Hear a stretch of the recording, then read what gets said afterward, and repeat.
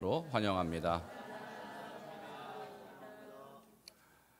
네, 오늘은 성도의 정체성, 소금과 빛이라는 주제로 말씀을 나누고자 합니다. 함께 따라하시겠습니다. 성도의 정체성, 소금과 빛.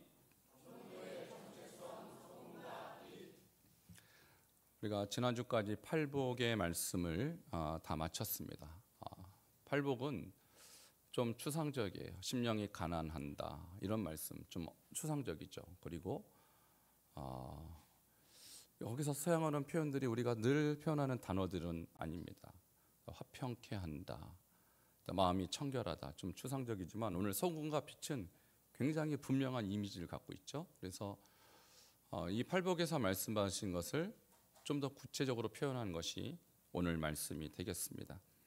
자, 그런 의미에서 우리가 팔복 한번 복습하겠습니다. 심령이 가난한 자는 시작. 심령이 가난한 자는 복이 있나니 천국이 그들의 것이며, 애통하는 자는 복이 있나니 그들이 위로를 받을 것이며, 온유한 자는 복이 있나니 그들이 땅을 기업으로 받을 것이며, 의에 줄이고 목마른 자는 복이 있나니 그들이 배부를 것이며, 긍휼히 여기는 자는 복이 있나니 그들이 긍휼히 여김을 받을 것이며, 마음이 청결한 자는 복이 있나니 그들이 하나님을 볼 것이며, 화평하게 하는 자는 복이 있나니 그들이 하나님의 아들이라 일컬음을 받을 것이며, 의를 위하여 박해를 받은 자는 복이 있나니 천국이 그들의 것임이라. 아멘. 이 8가지 복이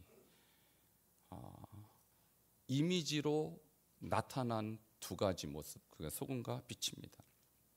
근데 오늘 제가 주제로 성도의 정체성이라는 이 주제를 말씀드리는데, 당신의 정체가 뭐요? 라고 우리 묻는 영화를 보든 드라마들, 그러면 내가 누구누구입니다 이렇게 말하는데, 여러분 정체성이란 건 뭘까요? 정체성은 이런 겁니다. 일관되게 유지되는 자신의 고유한 실체예요. 그러니까 우리에겐 다 정체성이 있는데 일관성이 있어야 돼. 어제 다르고 오늘 다른 건 정체성이라고 볼 수가 없죠. 나는 누구인가를 말할 때 나를 설명할 수 있는 나의 고유한 특성, 아주 일관적이어야 됩니다. 제가 3가지로 말씀드리면, 첫 번째, 민족 정체성이 있어요. 그래서 당신은 어느 민족입니까? 할 때 한국 사람들은 한민족 이렇게 얘기하죠. 그리고 당신은 어느 나라 사람입니까? 라고 말할 때 나는 한국 사람입니다. 한국 사람입니다. 이렇게 말합니다. 이것이 바뀌지 않는 거예요. 이 한민족이라는 건 여러분 태어나서 죽을 때까지 바뀌지 않아요. 이 DNA는 그냥 유지되는 거예요. 일관적이죠. 국가 정체성, 물론 중간에 이민 가서 나라가 바뀌기도 하지만 대체로 대부분의 사람은 국가도 바꾸지 않습니다. 국가 정체성. 근데 오늘 지금 제가 다루고자 하는 무슨 신앙 정체성이에요. 당신은 영적으로, 신앙적으로 당신은 어떤 사람입니까? 근데 이 신앙 정체성도 일관적이어야 나의 신앙 정체성이라 말할 수 있다는 것입니다. 오늘 예수님께서 그 신앙 정체성을 설명할 때 소금이라는 이미지, 그리고 빛이라는 이미지로 우리의 정체성이 어떤 것이냐에 대해서 말씀을 하고 있습니다. 먼저 제가 소금에 대해서 말씀을 드리는데요, 오늘 본문에 너희는 세상에 소금이니 소금이 많을 그 맛을 이름 무엇으로 짜게 하리요 할 때, 이 소금이 한국 사람이 생각하는 소금과 이스라엘에서 사용하는 소금이 다른 소금을 사용해요. 자, 우리는 소금을 어떻게 얻습니까? 바다에서 염전을 통해서 바닷물을 증발시켜서 얻죠. 그러나 이스라엘은 그런 기술이 없어요. 그런 이 평평한 이렇게 해변이 없어요. 그래서 소금을 어디서 얻냐면 산에서 캐냅니다. 자, 그림으로 보여드리겠습니다. 자, 한국 사람은 소금 하면 천일염, 요즘 천일염이 난리가 났죠. 갑자기 값이 뛰어갔고, 한국 사람은 이렇게 소금을 얻고 저런 소금을 생각한다면 이스라엘 사람들의 소금은 돌입니다. 돌에 염분이 들어 있을 뿐이죠. 그래서 그 돌을 캐서 쓰는 거예요. 그런데 천일염은 음식 속에 들어서 없어지지만 암염은 없어지지 않아요. 모양 그대로 유지됩니다. 다만 염분이 빠져나갈 뿐입니다. 그러니까 오늘 주님이 너희는 세상의 소금이니 소금이 만일 그 맛을 잃으면, 여러분 혹시 드셔보신 소금 중에 맛이 없어진 소금 드셔본 적 있어요? 맛을 잃은 소금 드셔보신 적이 있냐고요? 없습니다. 한국은. 왜? 우리나라 소금 무조건 짜요. 맛을 상실하지 않아요. 근데 이스라엘의 소금은 염분을 다 빼내면 맛이 상실된 나머지 돌덩어리 소금이 남는다고요. 그런 문화적 차이가 이 안에 있다는 것이죠. 자, 그래서 성경에서 말하는 소금, 암염이죠. 이것을 사용하는 두 가지 방법이 있습니다. 첫 번째는 그릇에 담아서 물을 붓습니다. 그러면 염분이 빠져나가겠죠. 그 염분에 해당하는 그 물을 음식에도 넣고 여기저기에 필요한 데 사용하는 것이죠.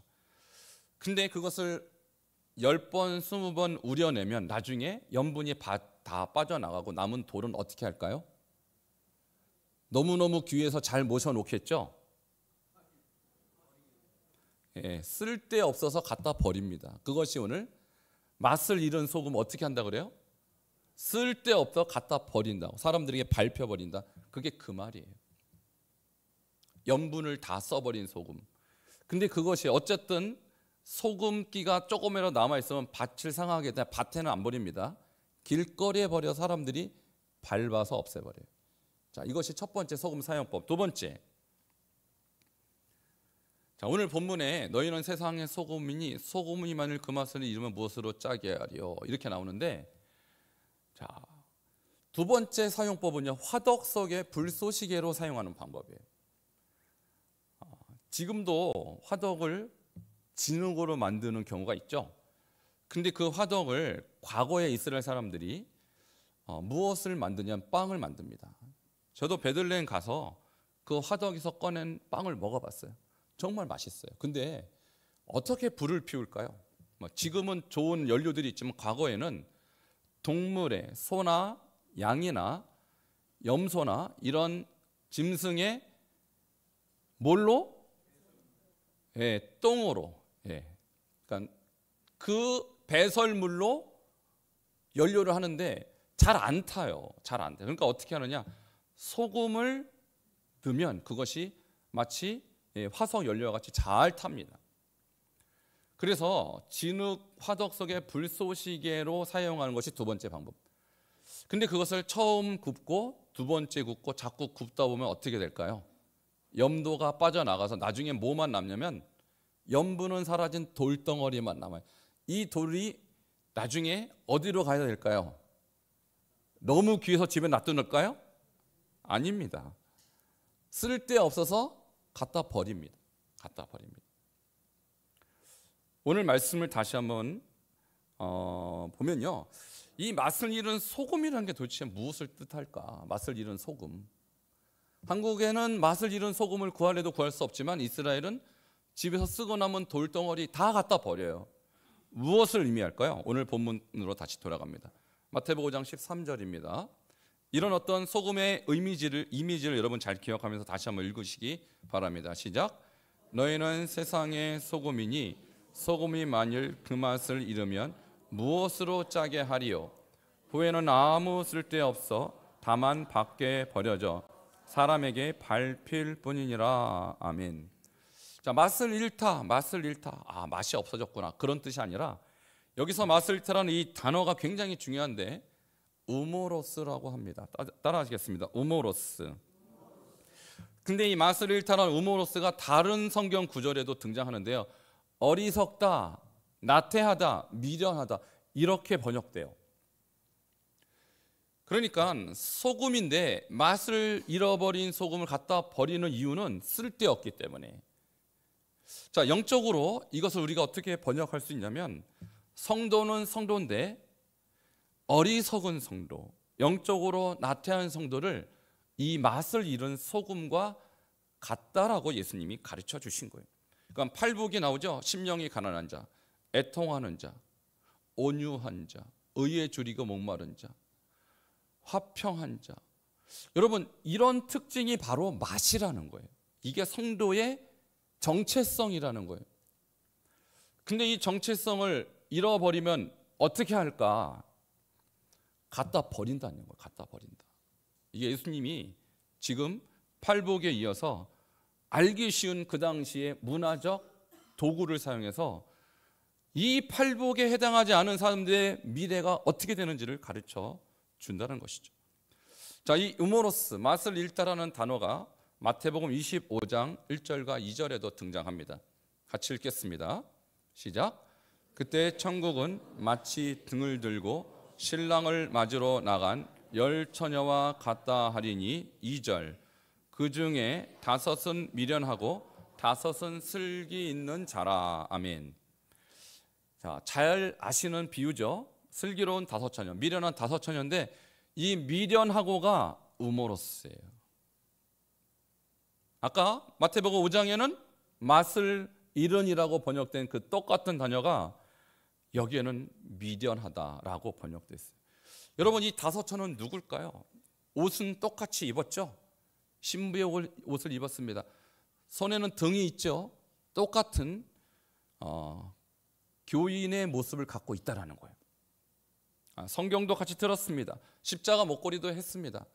근데 한편은 미련하다고 예수님이 말씀하세요. 무엇이 미련한 걸까요? 맛을 잃었다라는 거예요. 맛을 잃었다. 성도는 성도인데 성도다운 정체성이 보이지 않는다. 자, 그래서 주님이 이 5처녀가 나중에 어떻게 되느냐? 기름을 사러 가지 않겠습니까? 돌아옵니다. 그래서 주여 주여 문을 열어주소서 하니까 신랑이 뭐라고 합니까? 내가 너희를 도무지 알지 못하노라라고 말하는 거예요. 그러니까요, 이 미련하다라는 표현, 이 맛을 잃다라는 이 표현은 굉장히 종말론적인 표현인데 예수님이 다시 이 땅에 재림하셨을 때 신랑으로 오시지 않겠어요? 근데 신부된 우리 중에서 준비 안 된 신부가 있다라는 거예요. 옷은 입었어요. 기독교인이라는 옷을. 교인이라는 명찰을 다 달고 있고요. 교패도 다 문 밖에 다 달고 있지만 맛을 잃었다. 너는 내 신부가 아니야 라고 마지막에 판명받은 자, 이것이 맛 잃은 소금이요 미련한 5처녀라는 거예요. 또 하나의 비유가 마태복음 7장 26절에 똑같은 단어가 등장합니다. 같이 26절 읽겠습니다. 시작. 이 말을 듣고 행하지 아니하는 자는 그 집을 모래 위에 지은 어리석은 사람 같으리니. 자, 여기에는 똑같은 우모로스가 어리석다 이렇게 번역되어 있어요. 그러니까 3번 나오죠, 마태복음에. 한 번은 맛을 잃은, 한 번은 미련한, 한 번은 어리석은.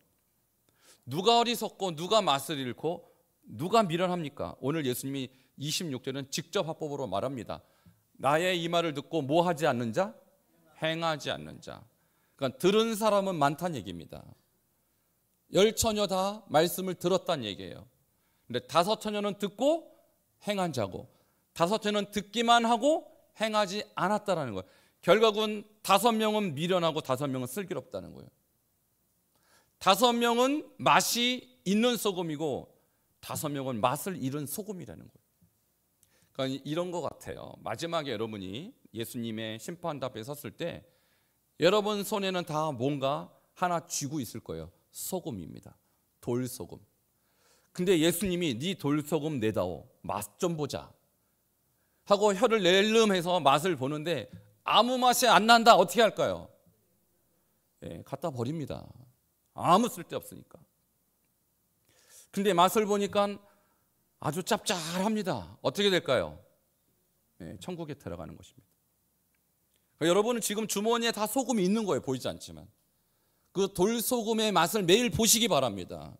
무슨 맛이 나는지. 근데요, 여러분이 느끼기에도 별 맛이 없고 밍밍하다. 지금이 아직 기회예요.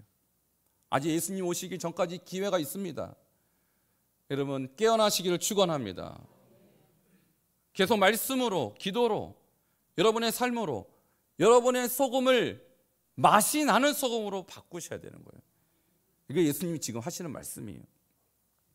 자, 이것이 소금이라는 이미지를 가지고 우리에게 종말을 어떻게 준비할 것인가를 말씀하는 부분이고요. 또 하나의 이미지는 오늘 빛이라는 이미지를 가지고 있습니다. 근데 이스라엘에서 빛은요 굉장히 중요한 의미예요. 우리와 조금 다를 수 있는데요. 자, 오늘 본문에 산 위에 있는 동네가 숨겨지지 못할 것이요 라고 했을 때 왜 빛 얘기하다가 갑자기 산 위에 있는 동네를 말씀하실까? 자, 그것을 그림으로 보시면 이해가 될 것입니다. 그림 올려주세요. 여러분, 제가 이스라엘 가봤더니 이스라엘의 동네들은 다 산 위에 있어요. 산 위에. 예루살렘 해발 800m고요. 실로는 과거에 성막이 있었던 고대의 수도였죠. 거기도 해발 800m예요. 다 산 위에 도시가 있습니다. 세겜은 지금의 그리심산, 그러니까 이 이스라엘 백성이 처음 들어왔을 때 저주와 이 축복을 선포했던 그리심산 에발산이 있는 동네인데 거기는 더 높아요. 800에서 900m. 헤브론산은 해발 900m. 왜 다 산에 동네가 있을까요? 왜 마을이 있을까요? 이스라엘의 지형을 이렇습니다. 산 위에는요 그래도 물도 있고 사람이 거주할 수 있는 환경이 있지만 산 아래는 다 사막이요 광야입니다. 전혀 생존할 수가 없어요. 그러니까 산 위에 마을들이 형성되면서 밤에는 불빛이 보이는 것입니다. 여러분, 예루살렘에서 실로 또는 실로에서 예루살렘 갈 때 사람들은 반드시 산 밑에서 광야를 지나서 산을 향해 이제 예루살렘 향해서 가는데 내가 지금 예루살렘으로 잘 가는지 못 가는지 어떻게 할 수 있을까요?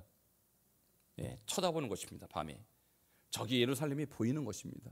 아, 저기가 예루살렘 맞구나 하고 그 예루살렘의 불빛을 보고 가는 거예요. 그러니까 산 위에 있는 동네가 숨겨지지 못한다는 것은 여러분의 정체성이 불빛인데 빛이 만일 비친다면 사람들이 알아본다는 거예요. 그런데 내가 불빛을 비추함에도 불구하고 밤에 예를 들면요, 요즘 같은 경우는 다 전등, 전기불이죠. 정전이 돼갖고 도시가 완전히 정전될 수도 있잖아요. 그럴 때 저 예루살렘에 향하여 가던 순례객들은 길을 멈출 수밖에 없어요. 왜? 빛이 없으니까. 여러분, 교회가 빛입니다. 성도가 빛입니다. 여러분이 빛입니다. 그러니까 성도는, 교회는 세상 사람이 볼 때 산 위에 있는 동네와 마찬가지. 교회가 어떻게 하는지, 성도가 어떻게 하는지 사람들은 늘 관찰하고 있습니다. 교회가 건강하면 사람들이 저렇게 가야 되는구나. 성도가 건강하면 저렇게 사는 것이 맞는 것이구나. 사람들은 여러분을 이정표로 여긴다는 거예요. 근데 교회가 어두우면, 성도가 어두우면 세상도 방향을 잃습니다. 여러분, 그래서 빛을 발휘하시기를 축원합니다. 우리 옆에 분에게 빛을 발하시기를 바랍니다. 이것은 매우 중요한 문제, 우리 자신의 문제일 뿐만 아니라 이 세상이 가야 될 길을 우리가 비춰줘야 한다는 것이죠. 자, 이것이 산 위에 있는 동네. 그러니까 빛은 교회이고 성도인데 교회와 성도가 빛을 발할 때 세상이 방향을 찾고 하나님을 향하여 진리를 향하여 나갈 수 있지만 교회가 빛을 잃고 성도가 빛을 잃는다면 이 세상에 소망이 없다. 오늘 이것을 주님께서 말씀하고 있는 것입니다. 자, 마태복음 5장 14절을 다시 한번 보도록 하겠습니다. 시작. 너희는 세상의 빛이라. 산 위에 있는 동네가 숨겨지지 못할 것이요. 아멘. 세상의 빛이라. 산 위에 있는 동네가 아무리 숨기려도 숨길 수 있겠습니까? 그리스도인들이 빛을 발한다면 여러분이 그리스도인들 세상이 알아볼 줄 믿습니다. 여러분, 혹시 여러분이 교회를 다니시는 것을 혹시 여러분 주변에 있는 동네 사람들이 알고 있습니까? 네, 여러분 직장 동료들이 알고 있습니까? 자, 여러분 기도하실 때, 식사하실 때 이렇게 눈 꼭 감고 예수님의 이름으로 기도합니다. 물론 뭐 길 필요는 없습니다. 뭐 한 10초 내외로 식사기도. 저는 공개적으로 식사기도 할 때도 한 15초 이내로 합니다. 음식 씻거나 그러면 안 되니까. 그런데요, 제가 아는 분이 이런 얘기를 해요. 직장을 갔는데 아무도 식사기도를 안 하더라고요. 아무도. 근데 자기가 식사기도를 이렇게 진지하게 하니까 주변에서 식사기도를 하는 분들이 서서히 나타나다. 자, 원래는 그분은 교회 다니는 분이 안 다니는 분이에요. 원래는 다니는데 사람들이 쳐다볼까 봐 창피해서 식사기도 안 한다는 얘기예요. 제가 여러분에게 한번 묻겠습니다. 여러분 식사기도 하십니까? 아니, 교회에서 말고요. 자, 직장에서 식사기도 하십니까? 그럼 저분 기도하는 거 보니까 예수 믿는 사람이거나 알아보겠죠? 이게 빛이라는 거예요. 이게 빛이라는 거예요. 나 믿는데 속으로만 믿어요. 기도도 늘 찡긋고 아멘. 자, 식사기도 하긴 했지만 사람들은 몰라요. 여러분이 예수 믿는지 안 믿는지. 그건 빛이 아니라는 거예요. 산 위에 있는 동네는 숨길래야 숨길 수가 없습니다. 예수 믿는 사람은 숨길래야 숨겨지지 않습니다. 제대로 믿으면 여러분의 집 바랄 것입니다. 사람들이 여러분 알아보시기를 축원합니다. 예수님이 이렇게 우리 신앙인의 정체성을 우리에게 설명해 주시는 거예요. 근데 또 하나의 이미지를 등불의 이미지로 설명하셨어요. 자, 등불은 무엇을 상징하는 것일까요? 자, 그림으로 보여드리도록 하겠습니다. 오늘 예수님이 그러셔요. 사람이 등불을 켜서 말 아래 두지 아니하고 등경 위에 두나니, 이렇게 얘기했어요. 여기서 말은 달리는 말을 의미하는 것이 아니라 우리도 한 말 두 말 하지 않습니까? 한 말 두 말 할 때 이스라엘도 말이 있어요. 8리터 정도 되는 곡식을 담는 그릇을 말이라고 하죠. 근데요, 등불을 켜서 그 말로 덮는 경우가 있을까요? 자, 등불의 목적은 뭐예요? 비추는 것이죠. 그죠? 근데 사람이 등불을 켜서 말 아래 두지 않는다. 당연한 거예요. 만일 말 아래 둔다면 그 사람 참 어리석은 사람이겠죠. 그럼 어디에 둡니까? 등경 위에 두나니. 등경 위쪽을 말하는 것입니다. 지금 여기에도 우리가 전깃불을 어디에 보통 겁니까? 제일 위에. 그것이 효율적이니까 그래요. 전깃불을 바닥에 까는 경우는 거의 없어요. 뭐 특별히 무슨 이벤트를 하지 않는 한. 불을 켜서 이렇게 구석에 처박아 두는 일은 없습니다. 효율성이 떨어지니까. 불은 반드시 위쪽에 답니다. 왜 그럴 거냐? 그것은 등불은 그리스도의 제자들을 말하는데 그리스도의 제자들이 세상에서 숨어 살지 않는다라는 거예요. 죄에 자기를 가두지 않고요. 사람들이 볼까 봐 자기의 신앙을 숨기지 않는다라는 거예요. 예수 믿는 사람은 자기를 드러내야 하는 것입니다. 여러분이 예수 믿는 자라면 나 예수 믿어요. 나 하나님의 자녀예요. 나 예수님의 제자요라고 드러낸다라는 거예요. 그것을 숨긴다면 여러분의 정체성은 죄송합니다만 아직 그리스도인이 아니라는 것입니다. 오늘 예수님이 이런 이미지, 소금이라는 이미지, 또 산 위에 있는 마을이라는 이미지, 이런 등불이라는 이미지를 자꾸 소개하면서 우리에게 말씀하시고자 하는 최종적인 목표가 뭘까? 최종적인 목표가 뭘까? 그것이 5장 16절, 오늘 우리가 본문으로 또 하가할 말씀인데요.